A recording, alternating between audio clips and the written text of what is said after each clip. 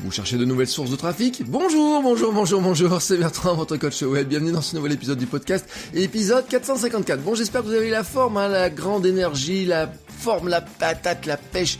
Je ne sais pas comment dire ce matin. Nous sommes vendredi, nous sommes à l'approche d'un long week-end pour certains. J'espère que vous pourrez en profiter, non pas pour vous reposer tranquillement, oui, mais pour aussi créer du contenu. Voilà, les grands week-ends comme ça permet de faire quoi, par exemple, une petite vidéo YouTube, je sais pas quoi, ou un podcast de plus, ou tranquillement avancer sur l'écriture de votre livre dans le cadre du NaNoWriMo. Oui, c'est comme ça, les grands week-ends, c'est aussi pratique pour ça.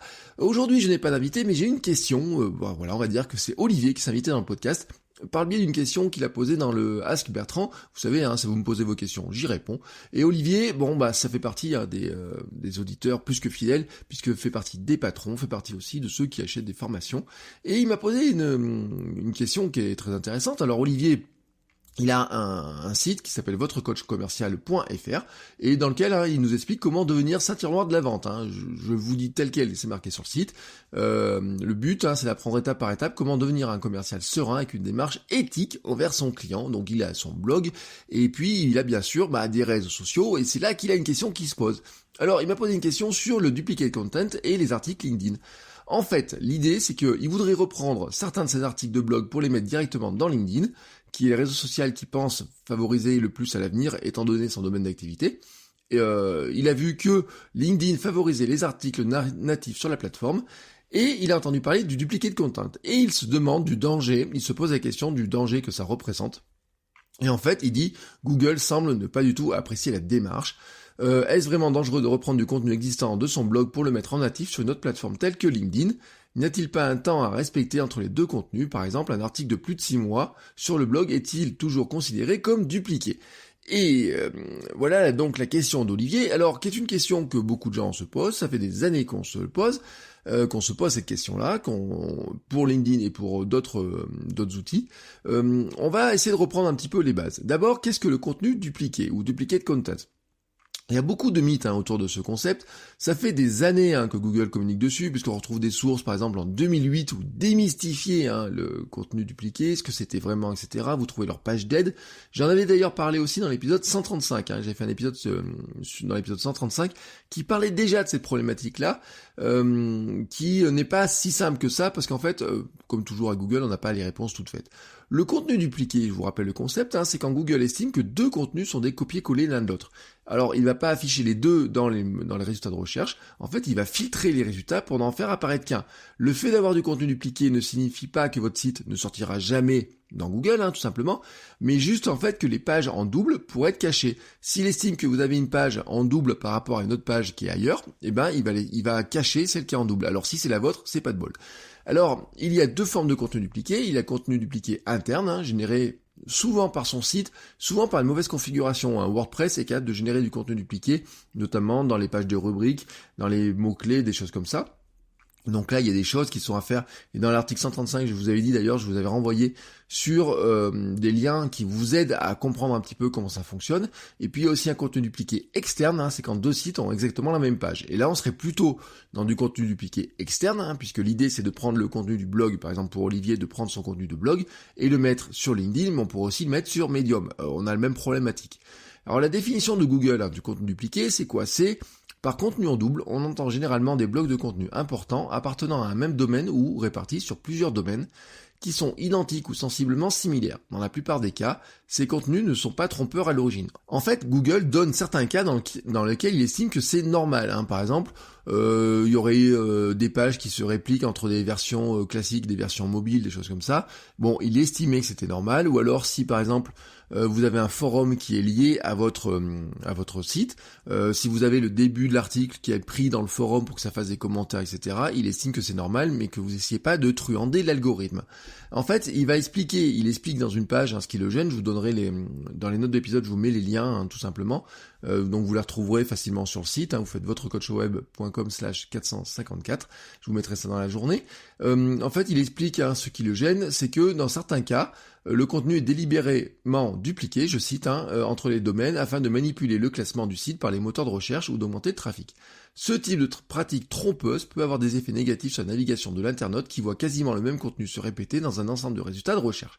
Voilà, Google, voilà très clairement ce qu'il cherche à éviter, c'est que finalement, il se retrouve avec soit submergé de contenus identiques que quand on fasse une recherche, on se retrouve avec 10 pages, par exemple, 10 pages, qui est tout simplement le même contenu, mais qui prennent chacun la position 1, 2, 3, 4, 5, 6, 7, 8, 9, 10. Ben dans ce cas-là, qu'est-ce qu'il fait ?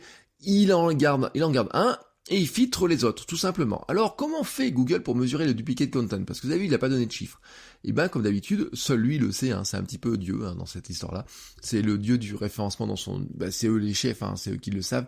Ils ont des millions de calculs qui se font à la seconde. Et donc eux, ils le savent comment ça marche. Et bien sûr, nous, à côté de ça, on essaie de deviner. Alors bien sûr, il y aurait le critère de l'ancienneté qui est déterminant. C'était la question d'Olivier. Le contenu original, on parle de contenu canonique, a forcément été publié en premier. Mais en fait, on sait aussi que Google prend en compte la popularité des pages, mesurée notamment par les backlinks, les liens, et depuis d'autres sites. Et une page plus récente pourrait donc être préférée par Google s'il estime qu'il répond mieux à la réponse de l'internaute, ou s'il l'estime plus sérieuse, plus avec plus d'autorité. À quel point les contenus peuvent être différents, doivent-ils être différents ? Alors là aussi, c'est une question qui est compliquée. On arrive là sur une question du seuil de tolérance. Alors selon Olivier Andrieux du site abondance.com, qui est une référence en France sur ce domaine, lui il avait estimé que le seuil est de 70%. C'est-à-dire que Google ne pénaliserait pas les pages pour duplicate content si elles ont moins de 70% de contenu identique entre deux pages. D'autres estiment que ce taux serait plutôt de 40%, voire moins. En fait, c'est des estimations tout ça. Il y a des gens qui ont fait des essais. Il y a même des gens qui ont fait des recopies complètes, etc., qui se sont rendus compte que dans certains cas, Google ne fait pas du duplicate content, que dans d'autres cas, il fait du duplicate content avec beaucoup moins de choses, etc. Bien entendu, Google va essayer d'estimer votre sérieux dans cette histoire-là, savoir si vous êtes un truand professionnel ou pas un truand professionnel. Personne n'a vraiment le chiffre. Voilà, c'est comme ça. Si c'est 40-70%, ça change tout, mais comme on n'a pas le chiffre, il faut arriver à travailler sur une estimation. Et donc, on est toujours comme ça, mais c'est le référencement, on ne sait jamais vraiment sur quel pied danser totalement. Alors, le cas LinkedIn maintenant est Medium. Alors, pour reprendre la question d'Olivier, LinkedIn en fait permet de publier des posts, vous savez, avec des liens vers ces articles. Donc ça, vous connaissez le principe. Mais vous pouvez aussi publier des articles directement hébergés sur LinkedIn. C'est ce qu'ils appellent la plateforme Pulse, qui a été lancée il y a quelques années, sur lequel vous pouvez faire des billets de blog qui sont vraiment des billets de blog avec une image de une mise en page, des images au milieu, vraiment faire de la mise en forme propre, etc. C'est pas juste un statut texte de quelques lignes avec un lien. Non, là, on est vraiment sur des vrais articles complets. Comme le dit Olivier, il est intéressant de publier du contenu natif sur LinkedIn parce que LinkedIn, comme les autres réseaux sociaux, déteste les liens qui nous font sortir du site. Et oui, donc ils vont plutôt mettre en avant des contenus qui font rester dans le site. Et notamment, la plateforme Pulse a été faite pour ça, pour attirer des contenus intéressants qui fassent rester les gens dans la plateforme et donc quelque part, leur intérêt, c'était de la booster aussi. J'ai inclus aussi dans la même logique Medium, qui est une plateforme qui vous permet de partager des articles, avoir son blog, etc.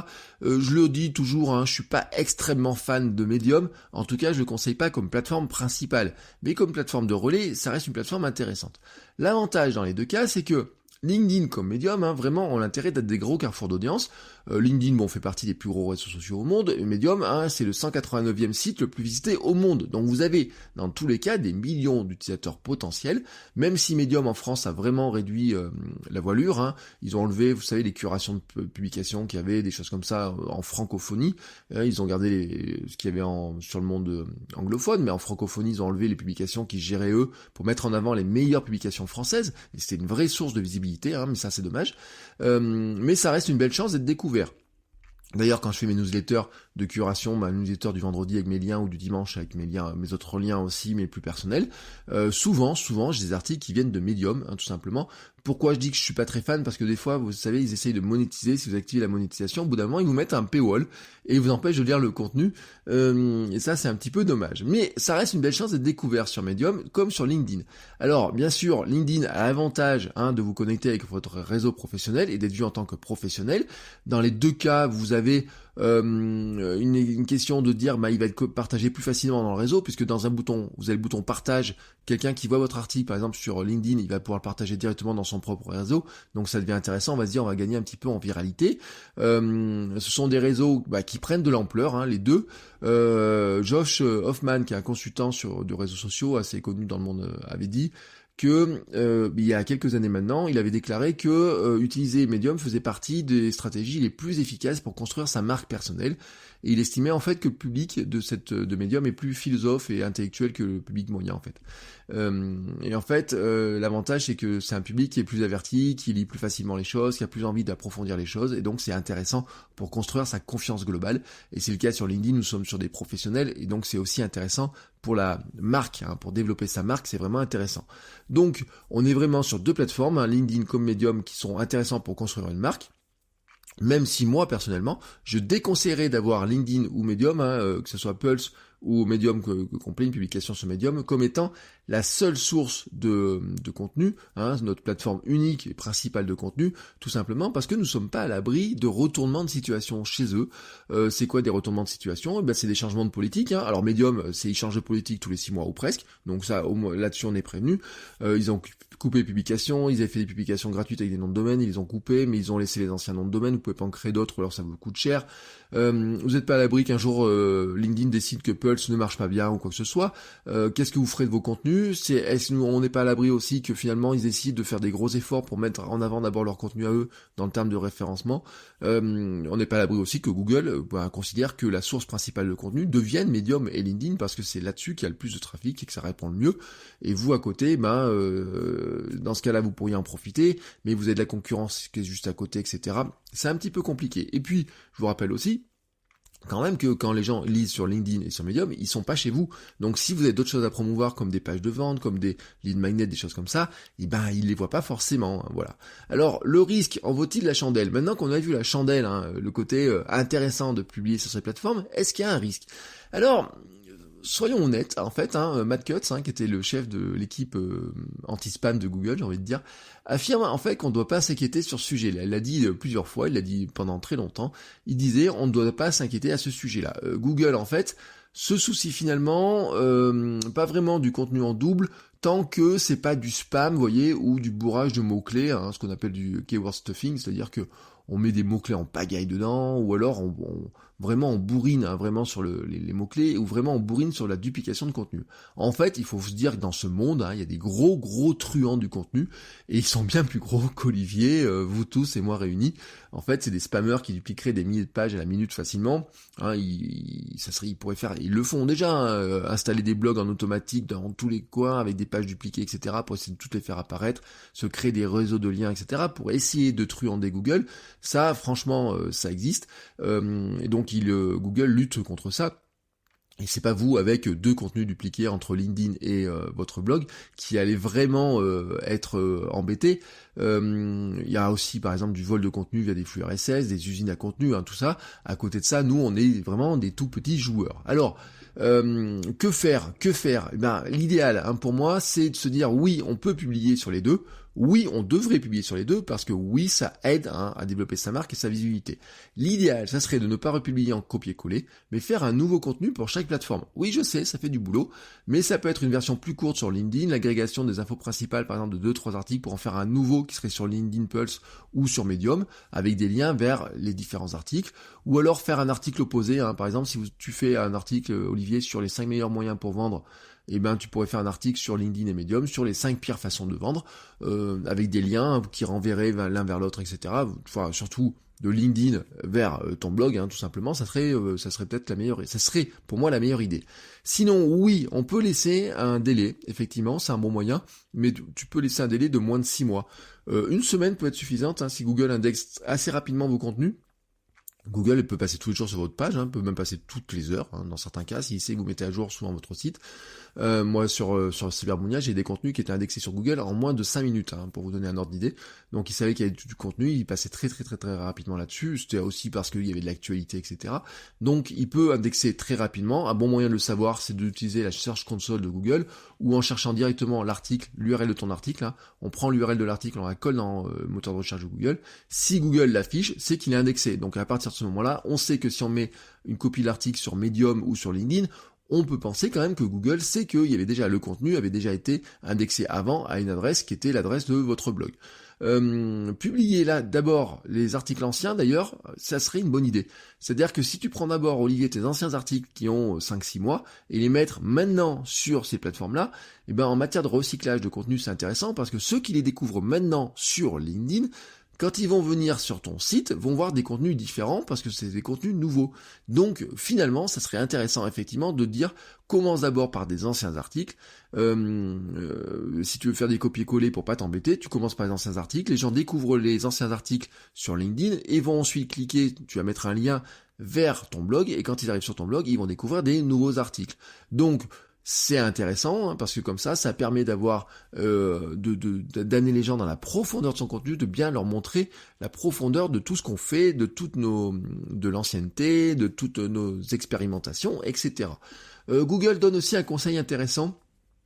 Qui dit qu'en fait, il faut s'assurer en fait que quand on duplique son contenu, quand son contenu est diffusé sur un autre site, il faut faire un lien vers son article original. En fait, ils disent qu'il faut être très méfiant si on publie son contenu sur d'autres sites. Vraiment, ils mettent la version jugée la plus appropriée pour les internautes. Et dans ce cas-là, quand même, ce qui est bien, selon eux, c'est vraiment de dire si on le met sur LinkedIn ou sur Medium, ça serait de faire un lien vers l'article original, tout simplement pour signaler finalement à Google où était l'article original. Donc l'idée, ça serait tout simplement à la fin de ton article sur LinkedIn ou Medium, tu rajoutes une petite mention, cet article a été publié en premier sur mon site avec l'adresse, avec l'URL de l'article directement, ce qui permettrait finalement aux visiteurs comme à Google de savoir où est ton contenu original. Toi, à l'inverse, tu vas peut-être éviter de faire un lien vers ton article, entre ton article de blog et LinkedIn, et Medium, je sais, attention, je simplifie, les pros du SEO savent qu'on a un moyen de faire une déclaration de contenu canonique, etc., qu'on pourrait dire que vraiment, c'est vraiment l'URL de notre blog qui est la première URL, que les autres URL sont finalement des URL dupliquées, etc., et qu'on pourrait faire quand même des liens, je sais, voilà, il y a des techniques, mais on va pas essayer de trop compliquer les choses, donc on va considérer finalement que le mieux, c'est toi tu fais un lien de LinkedIn vers ton blog, mais tu évites de faire un lien de ton article de blog vers l'article sur LinkedIn, parce que finalement ça servira à rien. Ton but du jeu finalement c'est de dire j'ai des gens potentiellement intéressés à aller pêcher sur LinkedIn et sur Medium, je vais les ramener chez moi, et non faire la publicité finalement de tout ce que tu fais sur LinkedIn et Medium, même si soyons honnêtes, c'est vrai que ça sera intéressant, parce que plus on a de contact sur LinkedIn et Medium, plus on amplifie sa viralité. Donc ça serait pas inintéressant de le dire, c'est pour ça qu'on met des liens, des petites icônes dans notre site, etc. C'est pas inintéressant de le dire, mais dans ce cadre-là, moi je te dis, autant pas le faire. En conclusion de tout ça, si vous êtes plus intéressé par la construction de marque que par le classement dans les moteurs de recherche, ce problème n'en est pas un. En fait, tout simplement, voilà, c'est ce que je voudrais vous dire, c'est que vous pouvez laisser tomber ces questions-là et vous dire, je publie tranquillement sur mon blog, je laisse 7, 8, 10 jours tranquillement, voilà, et ensuite je republie sur LinkedIn et sur Medium en article sur LinkedIn et sur Medium, tranquillement. Dans ce cas-là, ça devrait passer. Ils seront, vous le savez, dans LinkedIn et Medium, dans un autre univers que le vôtre. Vous aurez peut-être du mal à les amener à télécharger votre aimant à client, à s'inscrire à votre newsletter ou des choses comme ça. Donc pensez bien à placer des liens pour les rediriger chez vous. Pensez bien à placer des liens pour leur signaler que vous êtes sur les réseaux sociaux. Rappelez-leur peut-être dans une petite note qui vous êtes, etc. Parce que quand on vous consulte sur votre site, peut-être qu'on peut avoir l'habitude de vous consulter, mais que des gens vous découvrent par ce biais-là, donc ils savent peut-être pas qui vous êtes vraiment. Donc c'est là, il y a une petite modification peut-être de texte à faire. Pour l'anecdote, Mathieu Stéphanie, que j'ai reçu dans le podcast, vous savez, c'est Mathieu, il a lancé Génération Do It Yourself, podcast qui figure parmi peut-être les 10 plus gros podcasts de France. Donc c'était dans l'épisode 444. Il publie le billet de son site, il a un site, Génération Do It Yourself. Mais il prend le billet de blog de son site pour chaque épisode et il le met sur LinkedIn, et puis vous le trouvez aussi sur Medium. Alors je sais pas s'il republie chaque article, mais en tout cas sur LinkedIn, dans LinkedIn Pulse, vous trouvez bien les articles de chaque épisode de son podcast qui sont même publiés. Alors lui, il attend pas le délai de 7 jours parce que lui, il est dans l'instantanéité. Quand l'article est publié, ce qui l'intéresse, c'est que quand l'épisode est publié, ce qui intéresse, c'est que tout le monde aille l'écouter assez rapidement, comme il publie toutes les semaines. Et donc lui, il attend pas ce délai. J'ai regardé un petit peu sur un article de cette semaine, son épisode, Il y a quelques j'aime et commentaires. Attention, moi je trouve que c'est pas extraordinaire. J'ai pas fait la moyenne. Je pense il y a des épisodes qui sont plus extraordinaires que d'autres et donc qui auront plus de partages, de commentaires et de j'aime. Je pense que s'il le fait, c'est que il a trouvé que c'était pour lui un bon moyen de promouvoir son podcast et sa marque et que c'est vraiment ce qui nous intéresse dans l'histoire. Et puis il faut se rappeler aussi que tout ça n'est pas une science exacte en fait tout simplement. Et Olivier, pour vraiment répondre à ta question, c'est de dire il faudrait faire un test. Fais un test sur comment je t'ai dit, tout simplement. Prends d'abord pour moi tes anciens articles, c'est une bonne idée. Republie-les, tu peux peut-être faire des modifications, etc. Mais peut-être tu peux essayer sans faire de modifications. Si tu vois que ça pose problème, tu essaies de faire avec quelques modifications, etc. Il faut arriver vraiment, je vous le dis, on est dans un monde où on doit tester les choses. Donc il faut tester les choses, il faut apprendre les choses. Vous pouvez pas juste essayer d'espérer les trouver comme ça par quelqu'un qui va vous expliquer tout ça, vous dire oui alors il y a ça et ça. Bien sûr certains, là comme ça, ce que j'essaie de vous faire là, c'est de vous donner vraiment un petit peu l'état de l'art sur l'instant comme ça. Mais en fait, il y a tellement de cas différents, tout le monde a des cas différents et en fait, entre nos intériorités, moi j'ai des blogs, des URL qui sont référencés depuis maintenant 20 ans. Je disais l'autre jour sur Twitter, par exemple, j'ai mon ancien blog qui est archivé, que je n'arrive pas à déloger quand on cherche Bertrand Soulier, c'est mon ancien blog archivé qui remonte en premier devant les URL qui m'intéresseraient le plus. Mais ça, c'est parce que c'est Google, c'est les archivages, c'est les antériorités de domaine, vous voyez, il y a plein de trucs comme ça qui vont jouer, et pour ce qui va marcher pour l'un, peut ne pas marcher pour l'autre, etc. Et même, vous savez, les gros producteurs de contenu, ces gros consultants là que j'ai cités, etc., ils ont tellement de liens qui arrivent à leur site que probablement, eux, ils sont pas gênés, alors que peut-être pour certains d'entre nous, sur des domaines plus gênants, plus récents, on pourrait être gêné. Donc il faut tester, il faut faire des tests, il faut accepter qu'il y a une part d'incertitude et il faut tester.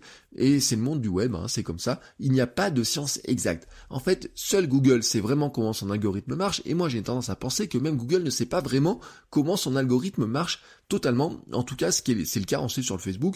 Je suis certain que les algorithmes sur Facebook, par exemple, sortent des résultats que Mark Zuckerberg n'avait pas prévu au départ, qu'il y a forcément des calculs qui se font un petit peu dans tous les sens, et c'est un petit peu le jeu de chat et de la souris. C'est-à-dire que quelqu'un va essayer de trouver une astuce pour apparaître mieux dans Google. Google voit que cette astuce-là marche et se répand à plein de gens, etc., mais que ça lui pose problème à lui. Il va mettre des correctifs, et c'est là que vous avez les fameux filtres, etc., qui apparaissent et qui font peur à tout le monde. Mais en général, ces filtres-là sont faits quand ça touche, quand c'est vraiment des gros moyens de truander. Et vraiment, pour les petits créateurs, souvent, ça nous passe complètement au-dessus, mais pourtant, ça nous cause vraiment des gros problèmes. On passe des heures à chercher le truc, et on perd du temps à créer son contenu. Donc, pour moi, voilà, je vous le dis, il faut faire des tests, il faut accepter de faire des tests, mais aussi, au bout d'un moment, il faut se dire, il y a une part d'incertitude, et je vais bien voir comment ça se passe. Voilà, c'était ma vision des choses. Si vous aussi vous avez une question, pour conclure cet épisode, si vous aussi vous avez une question, avant de vous laisser comme ça partir en week-end, peut-être vous avez une question, alors maintenant vous allez tout de suite sur votrecoachweb.com/répondeur, et vous me posez votre question, vous pouvez la poser en audio ou en texte, ou alors vous faites comme, non vous pouvez pas faire. Olivier lui il a posé la question par le forum, le Munchou. Alors vous allez me dire quoi, je vous ai pas parlé du forum, non je vous ai pas parlé du forum, mais si vous êtes inscrit à mes emails privés, je vous rappelle, votrecoachweb.com/email avec ou sans S, si vous êtes inscrit à ces mails, je vous promets, je vous parle de ça ce week-end. Oui, c'est un week-end de 3 jours. Je vous parlerai de ça, je vous mettrai un petit lien pour que vous puissiez vous inscrire et découvrir cette nouveauté qui arrive, qui est un nouvel espace communautaire dans lequel vous pouvez poser des questions, discuter, échanger, partager des liens, progressons tous ensemble. Et pour l'instant, je l'avais réservé à ceux qui sont ceux qui sont patrons, c'est-à-dire ceux qui financent le podcast par Patreon, et ceux qui achètent des formations, c'est-à-dire aux clients. Donc je les avais réservé jusqu'à maintenant à eux. Petit à petit, j'ouvre les portes, et là je vais l'ouvrir à ceux qui font partie de la liste d'emails privés. Voilà, parce que c'est un petit peu aussi, c'est les privilèges de faire partie de cette liste. C'est des informations qui ne sont pas publiées ailleurs, je ne les republie pas ailleurs, ou alors vraiment extrêmement rarement. Je l'ai fait une fois pour un article, vraiment une seule fois, je l'ai fait récemment, mais sinon je ne publie jamais les contenus de la newsletter privée sur le site ou ailleurs ou en podcast. Donc c'est vraiment une information que vous ne trouverez pas ailleurs. Donc pour l'avoir, vous faites votrecoachweb email. Sur ce, je vous souhaite à tous une très belle journée, un très bon week-end, peut-être que ce sera un long week-end si vous travaillez pas lundi, mais je vous rappelle, je vous ai donné un petit peu de boulot, moi, créer du contenu, et moi je serai d'ailleurs là lundi pour un nouvel épisode, et tous les jours de la semaine prochaine. Je vous souhaite donc un très bon week-end, et je vous dis à lundi. Ciao les créateurs.